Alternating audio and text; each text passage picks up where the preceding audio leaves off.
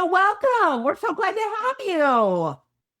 Thank you so much for having me. I am so honored to be here. I cannot wait to chat about all the things together. Yeah, me neither. Okay. So for those who are just getting to know you, so what can you share a little bit about your story and what shaped your faith and identity early on? Early on, I would say my faith and my identity was shaped like when we're talking about like in my early childhood years, like growing up. Is that what What? you're thinking? Or okay. Definitely shaped by my family. My parents divorced when I was 4. And I grew up in a very Mormon family. I'm a very Mormon, very LDS family dynamic. And my parents had a very, very contentious relationship.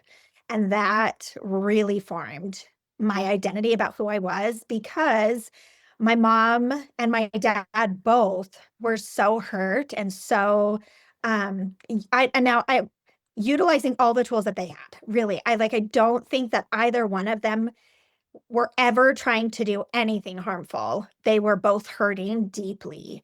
And it just came out in everything that they did. And they were doing what they knew.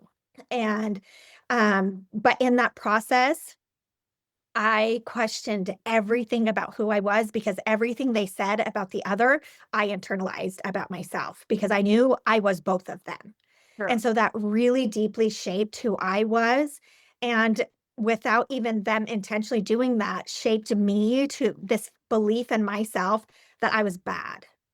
And I really grew up with this very deep seated belief that something was wrong with me because both of my parents were so hurt and so convicted about how terrible the other person was. I knew I was half of each of them.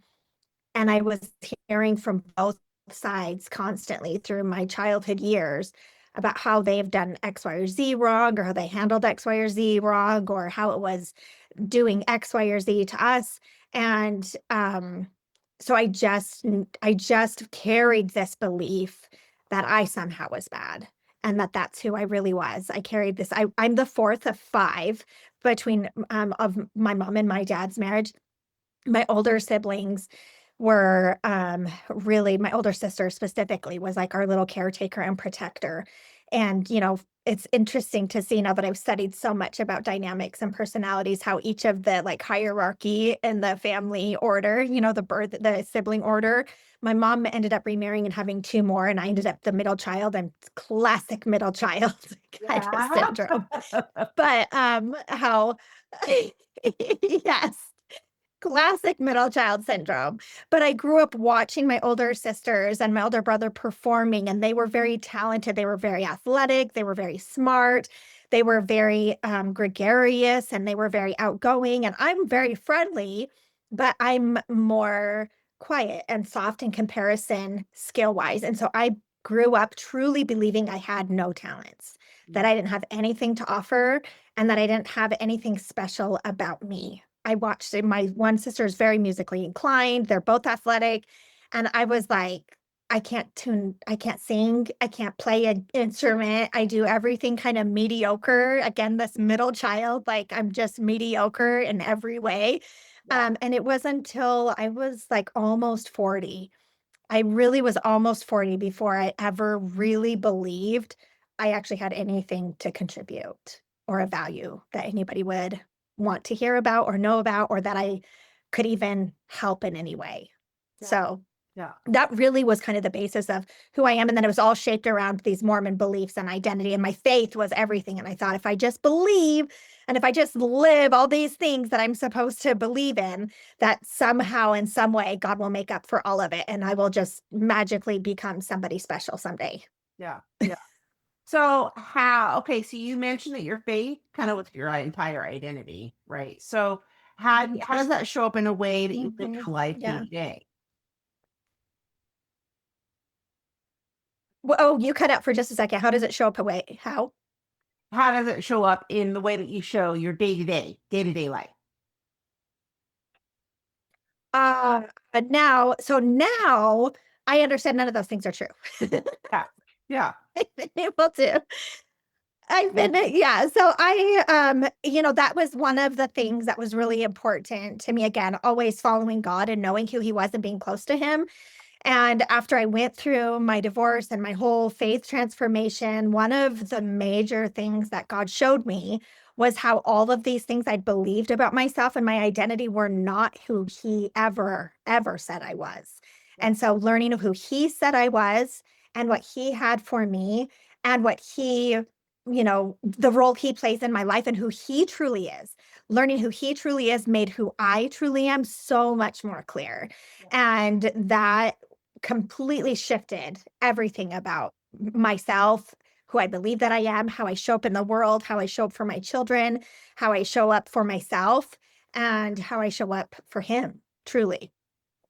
So we've been talking for several weeks about purity culture. And so how did purity culture come into play in Mhm. those early years and then right into your marriage and then up to the time when you were 40, you've been able to kind of, ascertain who you were exact more purely.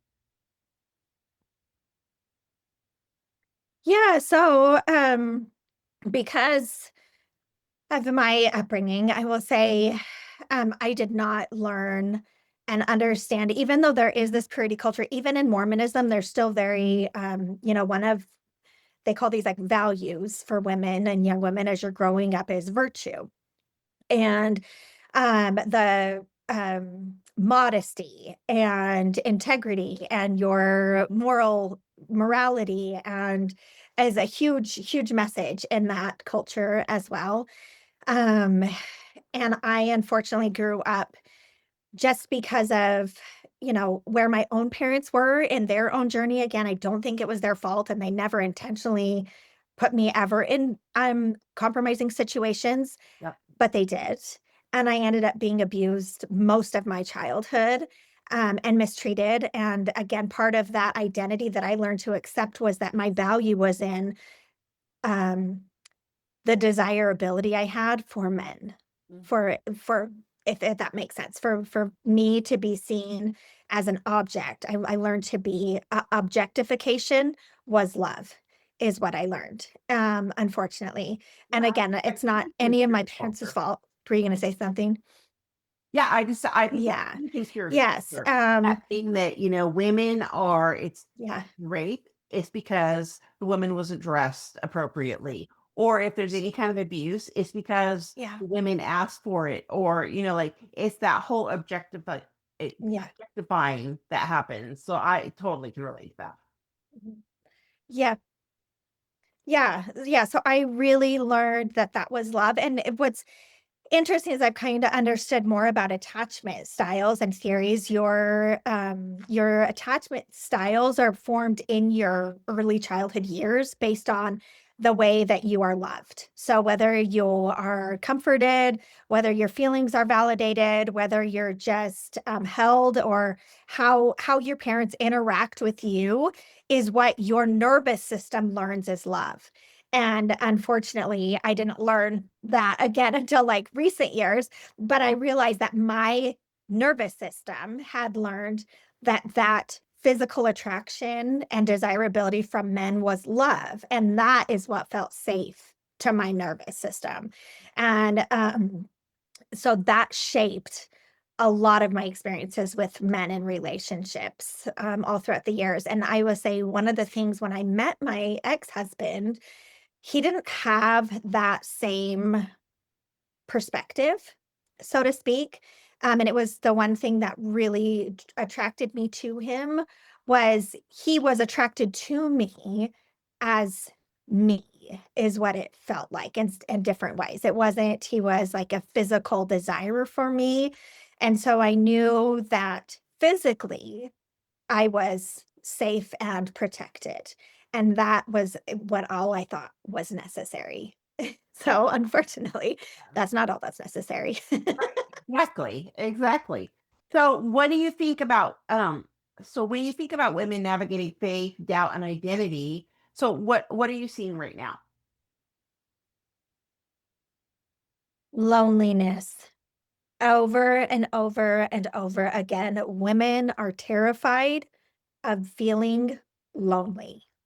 And that comes from two different ends, actually. So there are women who are what we would call like an anxious attachment style, where she's actively seeking validation for love and attention and affection. And the presence, the physical presence, is what her nervous system identifies as safe. And she just wants to be chosen. And because she doesn't want to be alone. And then there's another type, I call her the chaser. And then there's another type on the opposite end of the spectrum, which is an avoider. So, an avoidant style of attachment has learned that deep emotional connection is not safe. And it triggers your nervous system into this fight or flight mode, where the nervous system of the chaser is triggered when someone walks away. The cutoff's nervous system is triggered when someone gets close. And so, but at the root, both of them are avoiding loneliness. The closeness for the cutoff is what feels dis not safe, because she thinks she's chosen and then they have stepped away. So being vulnerable feels unsafe and allowing someone in feels unsafe, but she's still craving the connection and still trying to avoid loneliness by saying, I am choosing to keep all of that away. So by instead of not allowing someone to choose her, she's proactively saying, I'm not choosing. So she pushes away and puts up a barrier, where the other cutoff is saying, I can't be alone. And so I need you to choose me and validate me in order for me not to be alone. Where the other, if that makes sense. So there are two opposite sides of the spectrum, but the core wound is still, I don't want to be alone. Yeah. I think that as women are listening to this, they're like, okay, am I a avoider? Where yeah, am I a caser? Where do I fall in there? Am I healthy? Where do I fall in the spectrum? So I think that is so good. So can you walk us through this season where everything shifted away? Your marriage, your faith, your identity. And then what was that really like in real life? Yeah, this was an intense season for me, but that's just kind of how I roll. I'm this kind of go big or go home personality, so it seems like everything always happens at once. But I went through my separation. So after 17 years, I was married for 17 years. I have 5 children, and I went through my separation. As soon as I went through my separation, I kind of was, well, right at this whole entire process of me separating, I was really kind of, right now, I understand that I was really groomed by this man who was, I now understand, was a very aggressive narcissist behavior tendencies. And so, but he encouraged me to read the Bible. So I started reading the Bible, found out that what I'd been believing my entire life wasn't actually true. So I went through my separation. I realized that my whole entire religion and foundation for my faith that has shaped my identity and who I am is actually not true. I went through a transition of completely being separated from every person and community. And then my children, I went from full-time mom of 5 kids, like I didn't even go to the bathroom by myself, to I had a whole entire week by myself. I moved out, and again, so all in like 2.5 months. So it was a really intense period of time, but I will say, God really helped me, and I was always looking and chasing after a deep relationship with God, and I knew something had been missing in my life. And so when I finally was alone, I had to be alone. He just said, "Now that I have your attention." And I was like, "Oh, I just needed to like stop and be still and be quiet." Yeah. I mean, you knew what happens in those silent. So so even Yes, exactly, exactly. And so I came to, even though it was a very uncomfortable process and it was a very difficult time to be alone, like I literally hadn't been alone in 17 years. And really through most of my childhood, because I'm the fourth of 5 children. Like I was never ever alone. And Yeah. so Yeah. really for the first time in my whole entire life, I was alone. And God really, really held me. And what I came to find and understand is that He really is the only one who can see me fully, who can choose me fully, who does choose me fully, and who is fully present and accepts me fully exactly the way I am. And that he walked me through this kind of period of understanding again who he is, then therefore who I am as his, what his word actually says about what it means to have and be in an intimate relationship with him first. And that I really couldn't give my children any example of a worldly love without first giving them his love. And I couldn't give them his love without understanding it myself. And so while that season was very difficult in many, many ways, it really laid this beautiful foundation for me in paving the paths forward in those and still today to this day, even when I will say I'm still not used to the silence. I'm still not used to the quiet, but I have learned to make peace with it. And I have come to appreciate the time that I am allowed to just be with my creator. I love that. So, how did you show up for your kids during this time? So you have like this spaces of silence that you just talked about, and the time that it really brought God into your life and helping you become more comfortable with the silence and acknowledging that is, a huge growth period for you in your identity. But how did you show up for your kids when they were grieving and rebuilding at the same time?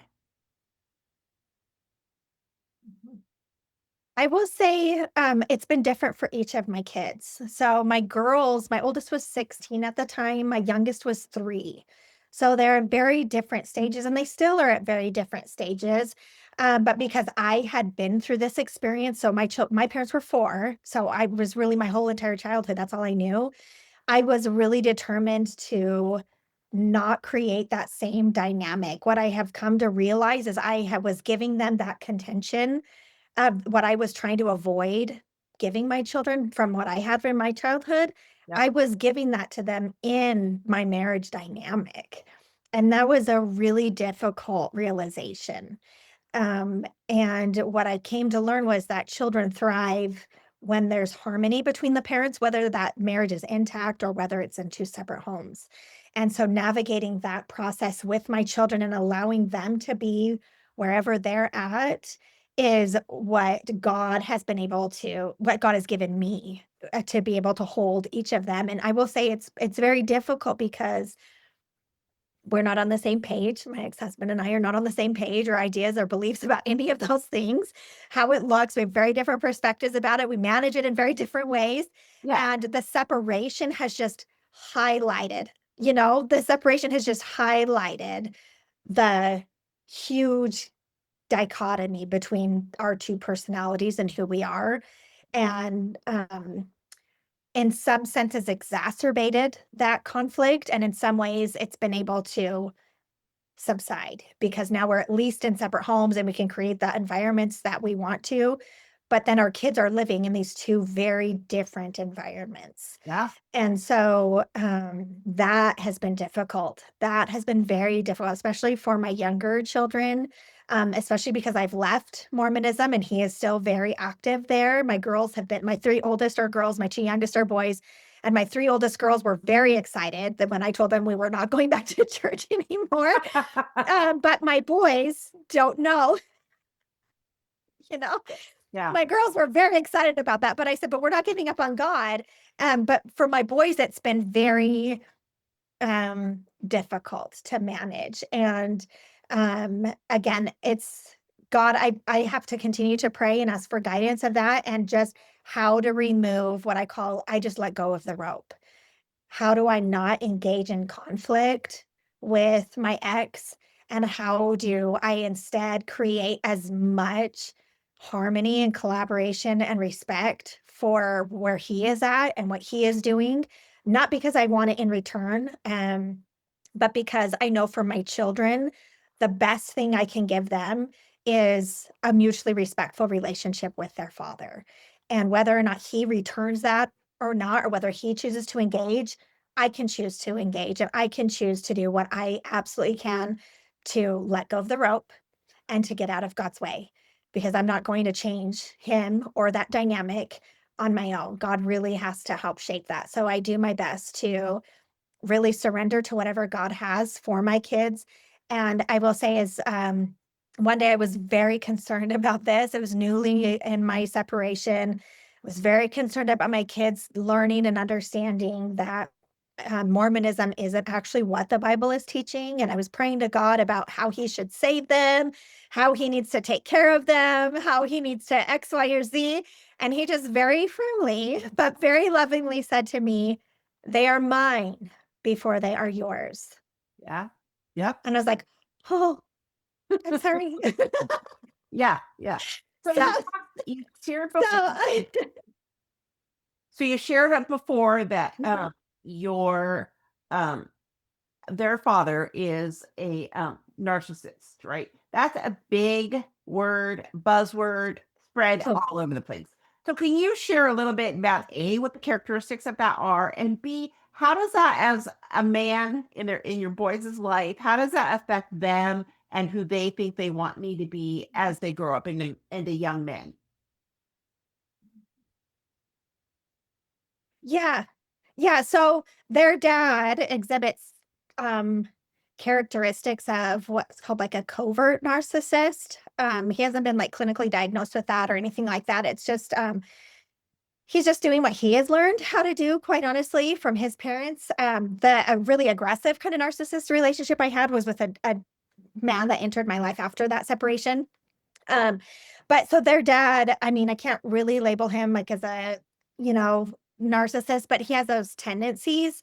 But I think we all do in many ways. And that was a huge concern for me in my marriage watching my boys. Like I had, as soon as I had boys, I'm like, I'm giving them a model that I cannot change anymore of who to follow after and who's going to teach them and train them what it means to be a man.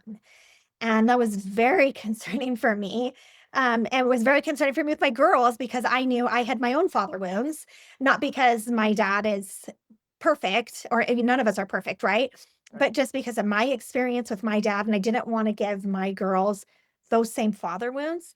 But in reality, I had already chosen and they already had it. And I can't change those things. And that is the biggest guilt, the biggest weight that I carry, honestly, is that and what I try to tell everyone is like before you enter into a marriage, like this is you've got to understand the realities of the partner, but the father figure you are going to provide for your children. And I didn't know that. I didn't know how to choose that. And again, that's the biggest weight that I carry is that this is the father I have chosen for them. And in many ways, he is an amazing dad. In many ways, he loves them very deeply. He truly does. And in many ways, and that was a thing for me was like, I'm not going to take my children from their dad. I won't give them that. Like, I only get to have one parent and their perspective, which is what I had Yeah. growing up. And I didn't want to do that to my children. And I think that is kind of what God has showed me is that they are his before they're mine. And that if it was supposed to be different, it would be different. And he has a plan for them that he has prepared for them, just like he did for me, Yep. just like he has for me. And that he knows them intimately, just as he does me. And he has them just as he has me. And so when I focus on what I think it should or shouldn't be, then God reminds me that all this experiences, He's got it all. And everything that they're going through is to help them truly in their benefit in the long run. And His timeline is not my own. His ways are not my own. And I'm not going to understand, but I can do what I think He wants me to do, Yep. which is to give them Him. And that's what I continue to go back towards is that while I cannot change who they already have here, what can I do? Which is I can learn about God and build my relationship and understand that and then pass that along. One my oldest son one time said, "Why do we have to learn about the Bible? Why do we have to do this? It feels like we're having to choose." And I said, because I didn't know there was a choice. Yeah. And I know that this is really difficult, but I just want you to know there's a choice. There are options. This actually isn't the only option, and this isn't the only truth. In fact, it's not the whole truth at all. Right. And it isn't about choosing a parent. This isn't about choosing a religion. This is about building a relationship with your creator, and you can't do that if you don't know who he is. So my job is just to try to help you understand who he is so you can understand who you are and you can truly build that from there. And that's I have to surrender all the rest to the Lord, which is not easy. Right. Yeah. Yeah. Well, and it teaches good critical thinking skills too, right? I think that, too often if you are in a home where it's like, this is what we do, this is what you learn, this is what, like, um, kids when they get to be, Mhm, mhm, adults go, but I have all these other options. I have all mhm, these other things that I'm like, I don't even know who I am. mhm, And I'm swimming in, amongst all the mhm, ideas and things that are coming at me as an adult, right? The other thing that I think is mhm. really good is that Yep, whole yeah. piece because there are so many chemicals that happen in your body when you're attracted to somebody and you are just like, oh my So God, who is true. that? Right. But, you're so right. There's such a ripple effect, right? Like you plunk a stone in the water and it just like ripples out, the same thing, right?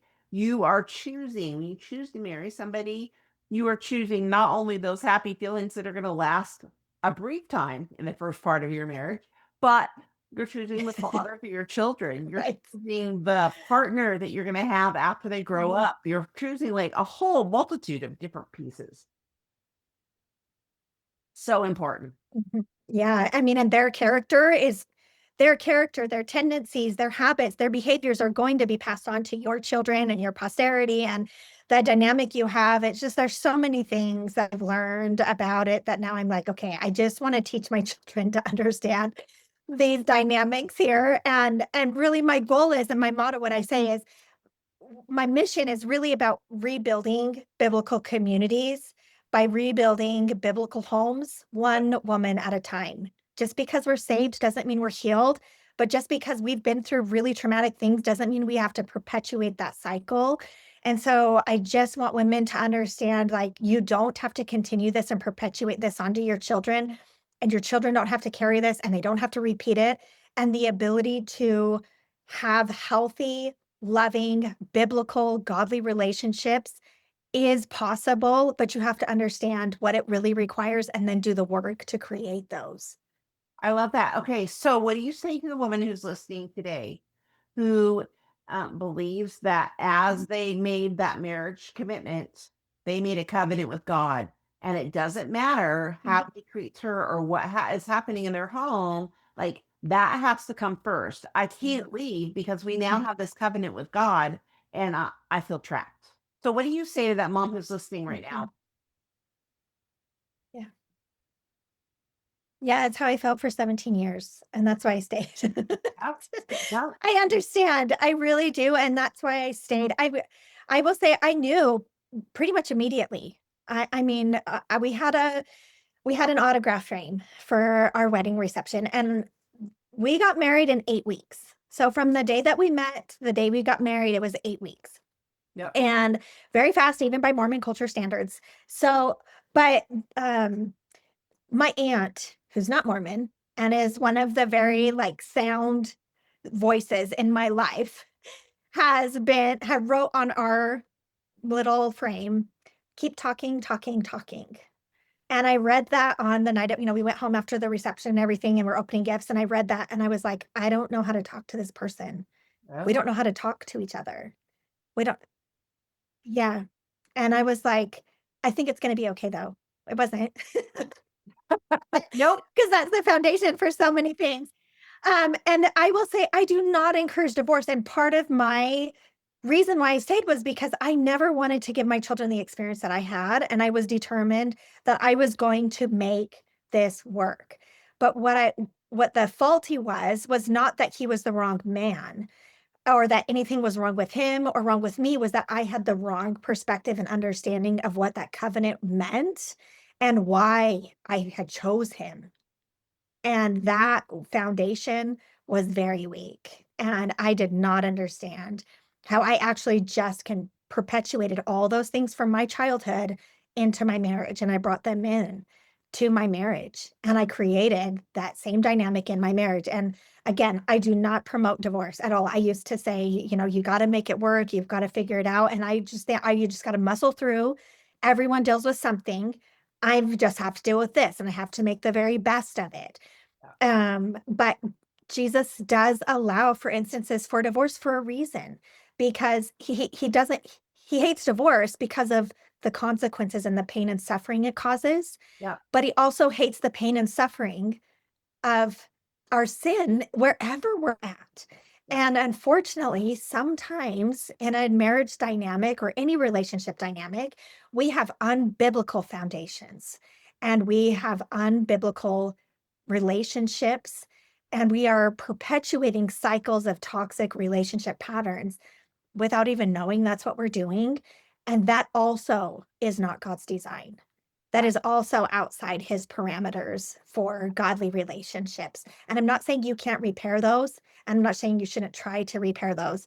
But there are instances when you truly can't. And everyone says, what God brought together, no man shall bring apart. But sometimes we bring things together. He did not. And what I came to understand was that just because I had chosen this and I had walked through the door does not mean that's what he brought to me. And it doesn't mean that it was his plan. And again, it's never his plan for us to be mistreated or abused or be abusive. That is not his plan. And you cannot make anybody else join that without God's help. And if God is telling you, sometimes he does tell you that this is not his design and it is the best thing for you to do, separate that, unfortunately. And sometimes, as again, as much as we hate to say, and again, I don't promote or encourage this, and I think you should do everything you can, but there are some people with personality disorders you truly cannot resolve with. And that's why taking the time to build the foundation first before you enter into that covenant is so important. But when you've never had that modeled, you don't know how to do that and you don't know what it looks like. But condemning people for having been in that way and telling them that they have to now stay there is also not his plan. So it's a very delicate thing. And I absolutely say you should seek all the help and advice that you possibly can get from truly biblical support where you're fully seen and heard. And unfortunately, I talk to so many women who are getting this message that you just have to stay, you just have to make it work, you just have to stay.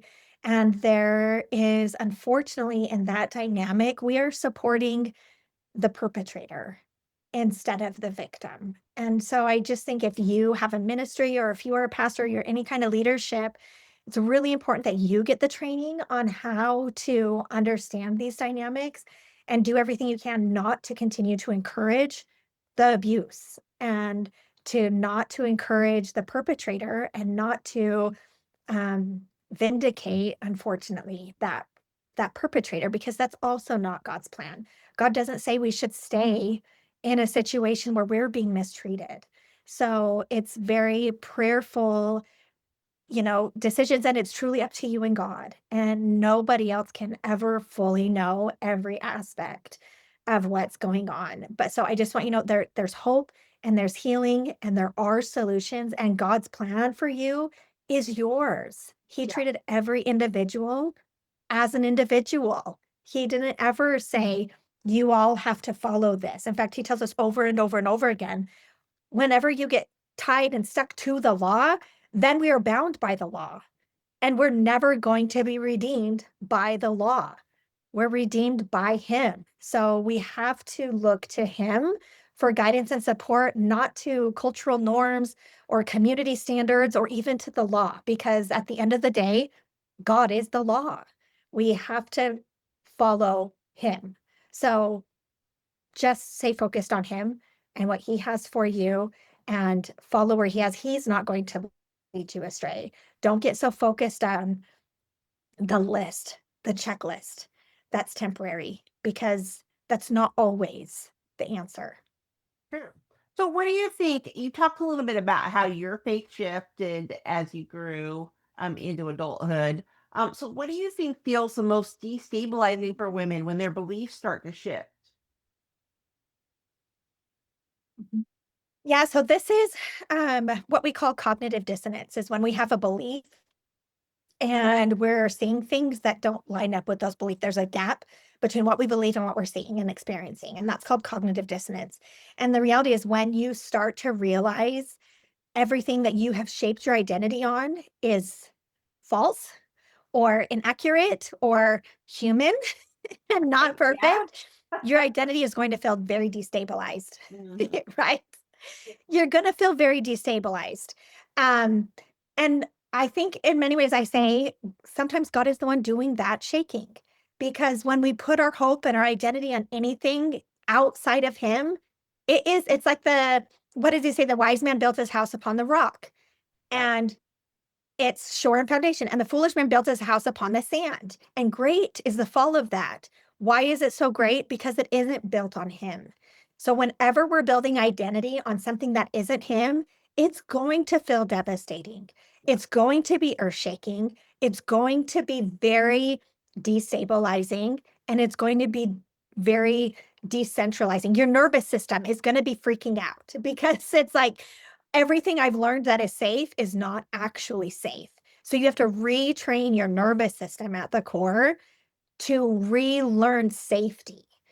But God can absolutely do that, and He does do that.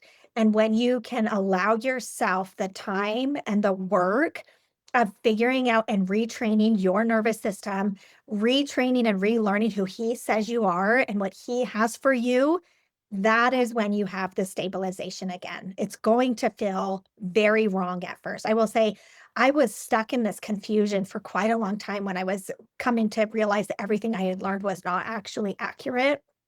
And I remember sitting one day with God and I was like, I am just so confused. And in coaching, we call confusion an indulgent emotion, which means it just creates more of itself. So instead of creating a solution or some kind of peace or a resolution, we feel more confused. We feel more heavy. We feel deeper anguish. We feel bigger, heavier emotions Yeah. that feel consuming. And so I was like, I know this is not from you. I know you are not a God of confusion. Show me what you do want me to know. Yeah. And that's the difference between staying stuck and seeking out an answer, seeking out a resolution. And that, again, is not because I do anything amazing. I mean, I have these wonderful tools that God had built me and given me and shaped me, prepared me to receive and to utilize. And that was one of the best things I ever learned how to say was show me where you are and what you want me to know instead of staying stuck in this very heavy conflict, because that's just going to, again, it feels terrible. And we all just feel terrible when we're stuck there, right? But that's like when we can shift out of that. What do you want me to focus on? Or show me where I'm being deceived. Those were two really powerful prayers that I learned to say early on to help me discern between the voices of the world and the lies that I had been taught and everything that I had built on that was not true, and building upon what He said is actually true, what I do need to understand, what I do need to learn, and where I need to move forward and how. And that's the difference between what I call, we use clean pain and dirty pain, or I say godly pain and worldly pain. Yeah. Worldly pain keeps you stuck. Godly pain, it hurts and it's difficult, but it moves you forward. Yeah. You're making progress in some way. So even though it's uncomfortable and difficult, you're finding a resolution. And instead of feeling more heavy, you begin to eventually feel light and you begin to feel the weight removed off your shoulders. You begin to feel like that nervous system calming down. Oh, like I can breathe again. Yeah. That's the difference. Yeah. So during that process, you have such an incredible deep peace, and then you also have such an incredible grief. Mhm. So both Yeah. are deep. How can they exist at the same Mhm. time as you're moving forward? Yeah. Yeah. Yeah, and this is one of, I think, the lies that keep us stuck, is that it has to be either or. And what I like to call it is the and life. The and life is possible. You can be in deep grief and deep healing. You can be in the process of deeply hurting and deeply learning. Moving forward, two things can be true at the same time. I mean, think about any time you're going through a struggle. I can't think of anything more painful than watching your children struggle. Like, honestly, watching your children suffer and them being in pain is pretty much the worst thing you can feel as a parent, right? Yep. And I think, Yeah.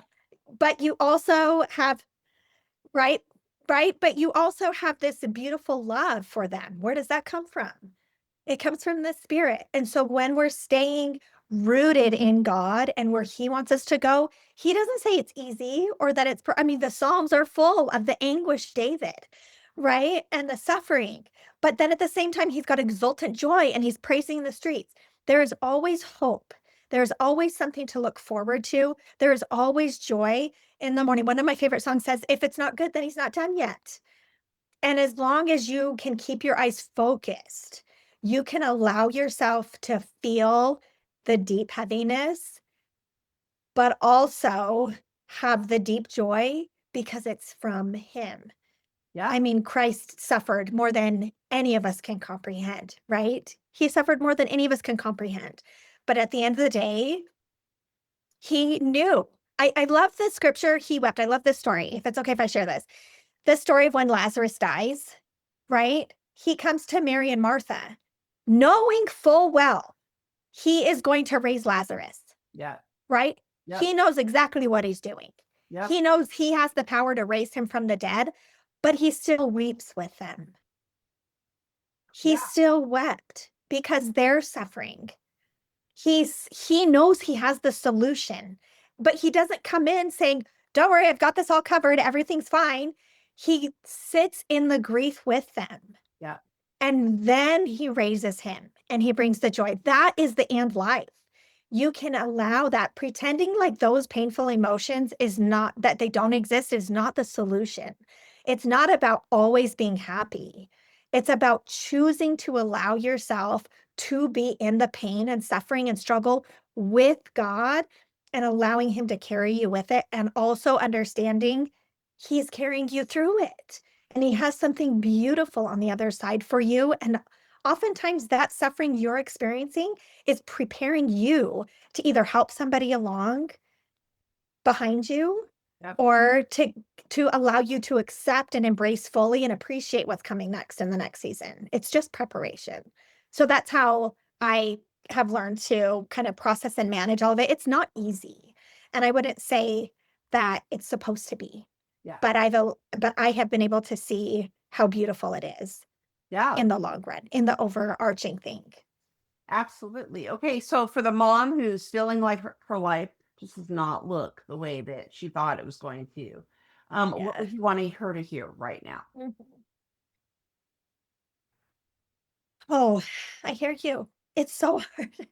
It's so hard and shattering when everything you think you have now is no longer available, that Mm. it's all just gone in a moment. And especially when you feel like it's not your decision, especially when you feel like, and I will say this, even though I initiated my divorce, that isn't ever the outcome I wanted. I wanted so desperately to make that work. I wanted so desperately to have this union, and that was the dissonance I was living in, was I wanted this biblical relationship. And I didn't even really understand. I still was living through this Mormon lens of what of this relationship, but I knew other people had it, and I wanted it so bad. And even though I initiated that process of that ending, it wasn't ever what I wanted. It wasn't what I wanted for him. It wasn't what I wanted for me. It wasn't what I wanted for my children, but it was what I had co-created with him. Yeah. And accepting my responsibility as part of that is what was the foundation for me truly in healing. Not because um, it was all my fault, not because it was all his fault, but letting go of the blame and the assignment of who was wrong. I think that really is the path and the foundation for healing. Like when we can let go of blame and judgment and shame and guilt, those are all the weapons of the enemy. Yeah. Those are not the fruits of the spirit. And so what I've come to learn is like, even though it feels so destabilizing, even though it feels wrong, even though it feels like the world is coming to an end and there's no hope for the future, God tells us over and over again, lean not on your own understanding. Yeah. In all your ways, acknowledge him, and he will direct your paths. You're here in this season for a reason. And when you're willing to stop and just ask God to show you what to focus on, that is when you start to feel peace and resolution and healing. And you're going to have a lot of opportunities to practice embracing them, which Yeah. is like, Absolutely. Hebrews Yeah. 11 teaches us about training. No, right. No, it's Hebrews 12. Hebrews 12 teaches us about the well trained. That he says the message version of Hebrews 12 is my favorite. If you have a minute, I would highly encourage you, especially if you're in this season, go read Hebrews 12 in the message version because he says that it's the well trained who are spiritually mature in their relationship with God. Now, that doesn't mean that you have to have pain and suffering to be well trained, Yeah. but it does mean you have opportunities to practice this fruits of the spirit. He's going to give you opportunities to build those muscles, those spiritual muscles, just like you would train for a marathon, just like you would train your body in the gym. You have to train your mind and your spirit. And he's going to give you opportunities to train those. And that's if you can, again, that's how I like to look at this. Every opportunity he brings. Okay, what are you trying to teach me right here, Lord? What fruit of the spirit do I need to embody or do I need to understand more deeply? Where do you want me to focus? If you can just keep your eyes focused on him and whatever it is he's putting in front of you, you can have full confidence and full peace that you are taken care of. Yeah. Absolutely. So, how, no, don't like that one. So, what did your children, when you're shifting, what did your children need from you the most during that time? We as your life You was know what? I really think you're my children, shifting. yeah, I think they just needed to be seen themselves. Yeah. Yeah. I think they needed to have their experience acknowledged. And I think I will say I did not do this perfectly. Yeah. It's like, Yeah. I like I don't think looking any of back, us lessons did. we're all learning. Yeah, right. No, Part of the growing no. experience. Yeah. Yes, it is. It is. And again, they all needed something different because they were all at very different developmental stages. Yeah. But and I will say they needed to have their experience acknowledged Yep. and they needed to be safe and they need to be seen. Which I And think is so, so but that also, important to all the things that you were yes. saying before, right? Like, I think Mhm. that moms need to hear that in the midst of whatever there Yeah. has happening in their partnership, their Mhm. relationships. They need to hear those things. Maybe, taking each child at where they are and what they need, Yeah. at that time. So, yes, Yeah. absolutely. Yeah, they do. And I will say that there's a caution here, especially for moms, because we have a tendency to build our identity around our title of motherhood, Mhm. especially in our culture, especially in our faith, that we believe our children embody and exemplify our faith and our identity. And that puts a lot of pressure on your children. Yeah. And unknowingly, we can, if we're not careful and intentional about this, and this is part of like the breaking the toxic cycles of relationship patterns, and why I teach moms you have to heal this for yourself, because unknowingly you transfer your emotional safety to your children. Yep. And your children then carry the weight of your emotional safety and your protection, Yep. especially if you have boys. They will as just naturally become your protectors. And I've seen it in my boys. And there are times where I'm like, I know this is a really good thing and this is something that you need to learn and cultivate. But at the same time, it's a very delicate balance that you have to, again, be very intentional about not to shift that responsibility to them. Do not let them become your best friend. Do not let them become the one bearing. You cannot confide your struggles into your children. Yep. You really need to have a very stable, safe support and a mentor and a guide of your own because your children need to be held emotionally, not just physically, Yep. not just mentally. Yep. And so without having that emotional support, that mental support, that spiritual support for you in place, you're just going to naturally transfer that to your children and try to increase that bond with your children. It can lead to what's called parentification, where your children then bring this like responsibility for you, and then they kind of become like equals in a relationship with you, and it's very damaging for their attachment Yep. and for them. And that's part of breaking that cycle, is keeping that for you and understanding, allowing yourself to be held and allowing yourself then to be present and available for them without transferring that to them. You've got to have a support system in place for you so that you can be the support system for them and not vice versa. Yep. That is, I think when I was going through my divorce, that was one of the number one amazing things, right? Like, go find a friend, Mhm. go find somebody that you can tell all those things, then all those, whatever that looks like too, and then come back and be present Mhm. for your Yeah. children as their mom, not as a woman Yeah. who's experiencing all that trauma. Yes, That is, exactly. And I will say there there's a delicate balance here, because you do want your children to see that you are human. It's okay to show emotion. It's oh okay yeah, to break down. It's okay to let them see you're struggling through the learning process yep, without transferring that responsibility to them. So there are, for many, many reasons, when I am carrying emotional weight, that I seclude myself. I tell my kids, like, I need a mommy timeout.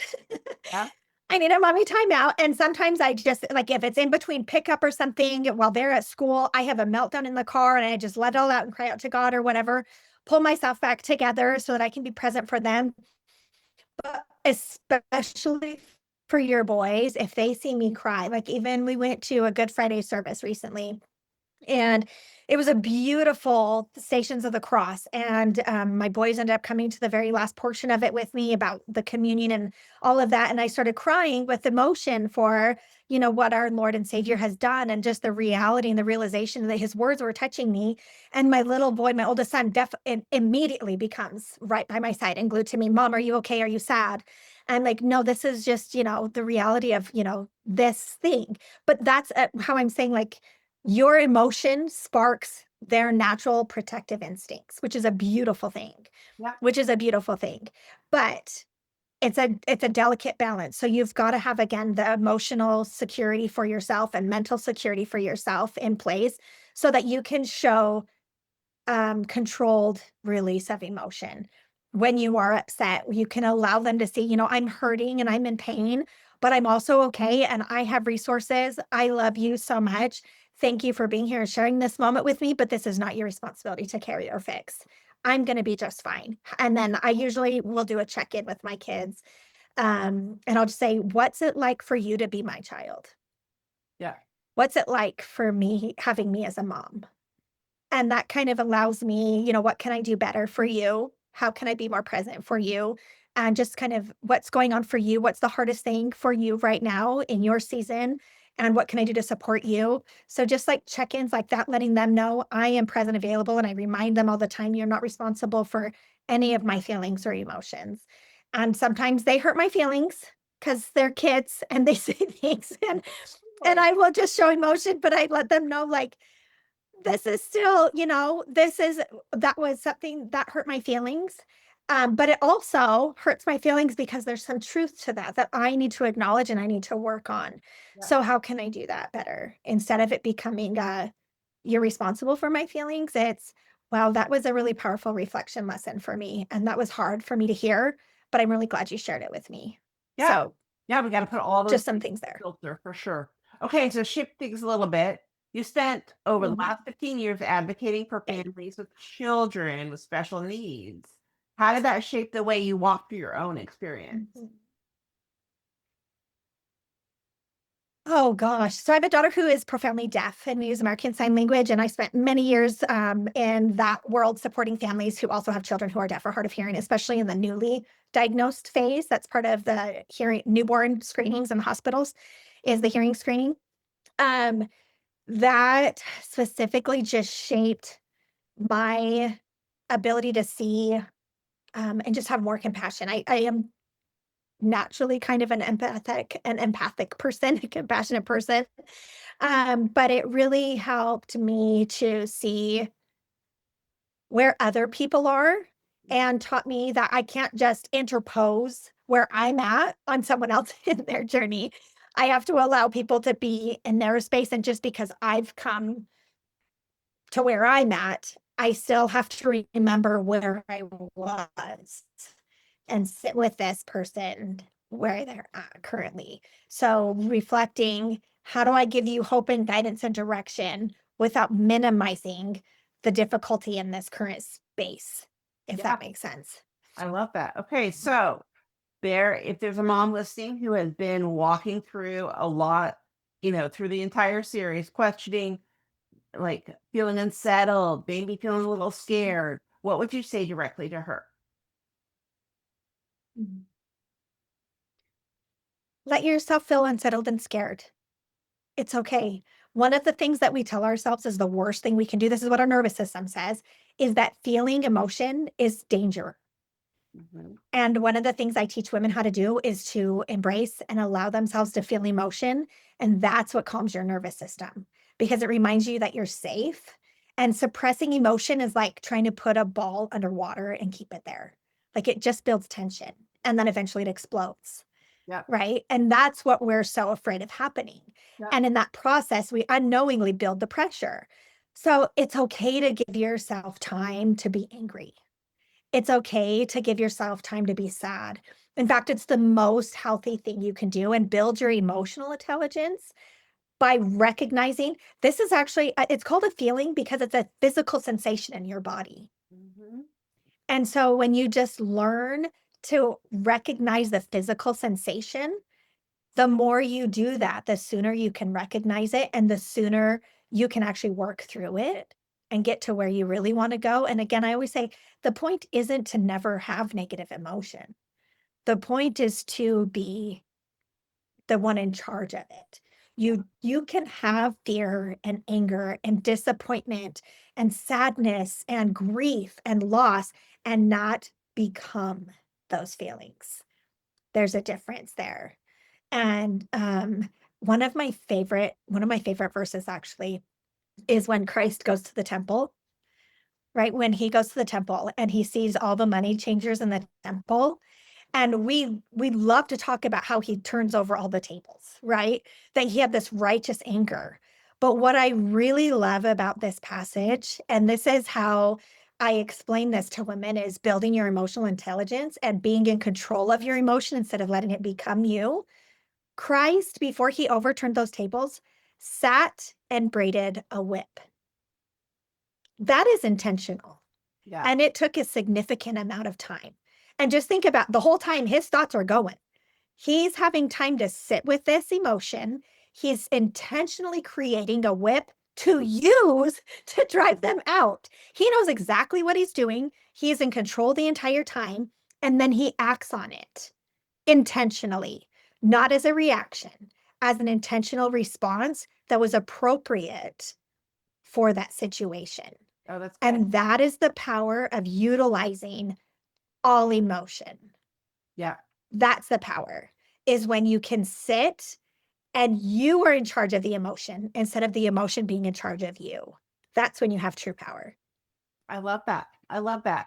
Okay, so for the woman who's listening right now and is like, "Ooh, I want to know more about you. What are you got? What kind of things are we going to put in the description that will help? How can people connect with you?" Yeah, so I would love to connect. And I love talking. This is one of my favorite things. And this year I have made the most audacious goal to reach 1 million women, Ooh. however I can. So come on over. We're here. But the work I do is founded in your identity. The work I do specifically is founded in your identity. So I have a free resource that's like a 7-page devotional. It's called Roots because we are rooted in our identity in Christ. When you are rooted in your identity in Christ, then you can move forward and you truly can do anything. So I would love to connect. I'd love to give you this free resource that you can have. You can find me on my podcast on YouTube and all podcast platforms.